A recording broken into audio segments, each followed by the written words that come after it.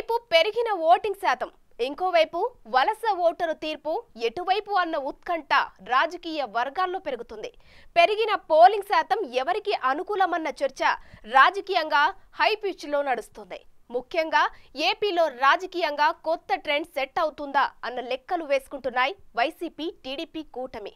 ముఖ్యంగా ఓటేయడానికి పోటెత్తిన మహిళా లోకం ఎవరికి పట్టం కట్టబోతుందన్నది కూడా ఆసక్తికరంగా మారింది.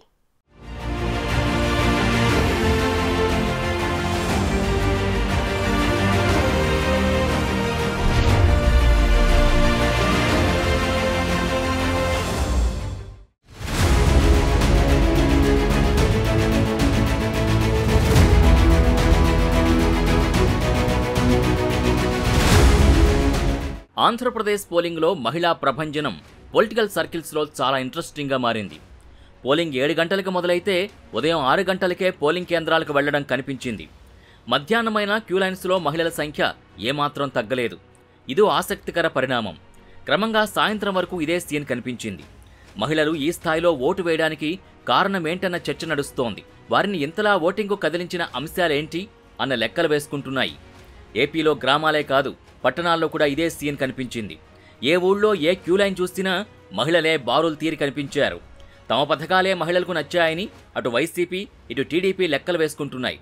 ఓవరాల్గా చూస్తే ఈసారి ఫలితాలపై మహిళా ఓటర్ల ప్రభావం ఎక్కువగా ఉండడం ఖాయంగా కనిపిస్తోంది.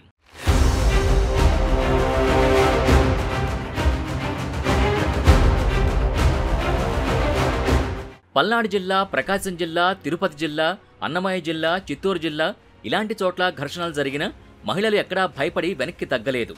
ఆంధ్రాలో మహిళా ఓటర్లు 154 నియోజకవర్గాల్లో గెలుపోటముల్ని ప్రభావితం చేయనున్నారని అంటున్నారు. అందుకే పొలిటికల్ పార్టీలు ఈ విషయంలో టెన్షన్ పడుతున్నాయి. ఉమ్మడి ఆంధ్రప్రదేశ్ విభజన తర్వాత 2014లో జరిగిన సార్వత్రిక ఎన్నికల్లో ఏపీలో 175 అసెంబ్లీ సెగ్మెంట్లలో 78.7% పోలింగ్ నమోదైంది.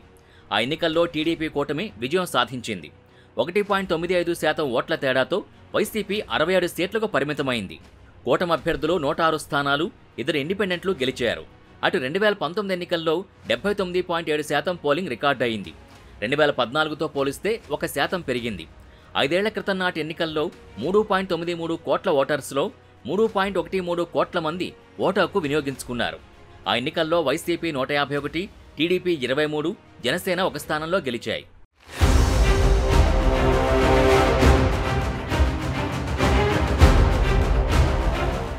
ఈసారి ఏపీలో ఓటర్ల సంఖ్య పెరిగింది. రాష్ట్రంలో 4.14 కోట్ల మంది ఓటర్లుండగా ఈసారి మరింత పోలింగ్ శాతం ఎక్స్పెక్ట్ చేశారు. ఈసారి లోక్సభ ఎన్నికల్లో ఏపీలోని 25 స్థానాలకు గాను 454 మంది అభ్యర్థులు పోటీ పడ్డారు. అలాగే 175 అసెంబ్లీ స్థానాలకు 2300 మంది పోటీ చేశారు. సో పెరిగిన పోలింగ్ శాతం ఎవరికి కలిసొస్తుందన్న లెక్కలపై పెద్ద ఎత్తున చర్చ జరుగుతోంది. ప్రభుత్వంపై పాజిటివ్ ఓటా లేదంటే వ్యతిరేక రూపంలో పడుతుందా అన్నది జూన్ 4నే తేలనుంది. ఆలోపు ఎవరి లెక్కలు వారివే, ఎవరి విశ్లేషణ వారిదే, ఎవరి అంచనాలు వారివే. అది లెక్క.